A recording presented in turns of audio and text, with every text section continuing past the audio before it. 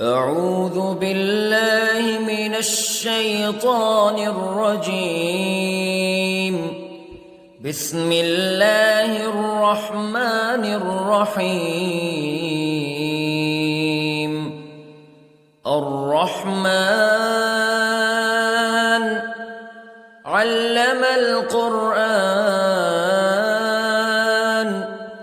خلق الإنسان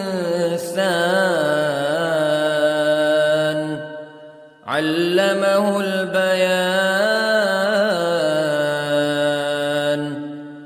الشمس والقمر بحسبان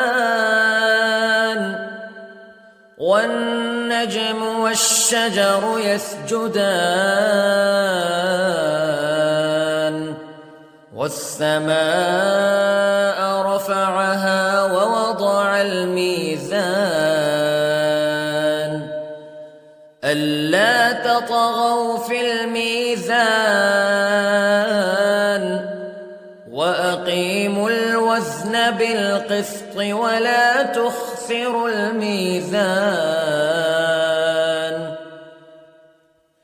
والأرض وضعها للأنام فيها فاكهة والنخل ذات الأكمام والحب ذو العصف والريحان فبأي آلاء ربكما تكذبان. خلق الإنسان من صلصال كالفخار وخلق الجان من مارج من نار فبأي آلاء ربكما تكذبان. رب المشرقين ورب المغربين فبأي آلاء ربكما تكذبان. مرج البحرين يلتقيان بينهما برزخ لا يبغيان فبأي آلاء ربكما تكذبان. يخرج منهما اللؤلؤ والمرجان فبأي آلاء ربكما تكذبان. وله الجوار المنشآت في البحر كالأعلام فبأي آلاء ربكما تكذبان. كل من عليها فان ويبقى وجه ربك ذو الجلال والإكرام فبأي آلاء ربكما تكذبان. يسأله من في السماوات والأرض كل يوم هو في شأن فبأي آلاء ربكما تكذبان. سنفرغ لكم أيها الثقلان فبأي آلاء ربكما تكذبان.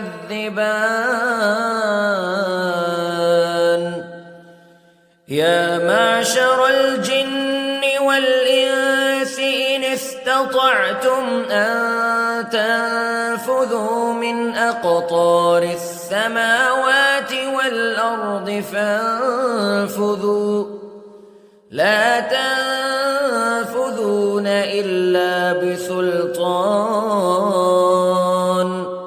فبأي آلاء ربكما تكذبان يرسل عليكما شواظ من نار ونحاس فلا تنتصران فبأي آلاء ربكما تكذبان فإذا انشقت السماء فكانت وردة كالدهان فبأي آلاء ربكما تكذبان فيومئذ لا يسأل عن ذنبه إنس ولا جان فبأي آلاء ربكما تكذبان يعرف المجرمون بسيماهم فيؤخذ بالنواصي والأقدام فبأي آلاء ربكما تكذبان هذه جهنم التي يكذب بها المجرمون يطوفون بينها وبين حميم آن فبأي آلاء ربكما تكذبان ولمن خاف مقام ربه جنتان فبأي آلاء ربكما تكذبان ذواتا أفنان فبأي آلاء ربكما تكذبان فيهما عينان تجريان فبأي آلاء ربكما تكذبان فيهما من كل فاكهة زوجان فبأي آلاء ربكما تكذبان متكئين على فرش بطائنها من استبرق وجنى الجنتين دان فبأي آلاء ربكما تكذبان فيهن قاصرات الطرف لم يطمثهن إنس قبلهم ولا جان فبأي آلاء ربكما تكذبان كأنهن الياقوت والمرجان فبأي آلاء ربكما تكذبان هل جزاء الإحسان إلا الإحسان فبأي آلاء ربكما تكذبان ومن دونهما جنتان فبأي آلاء ربكما تكذبان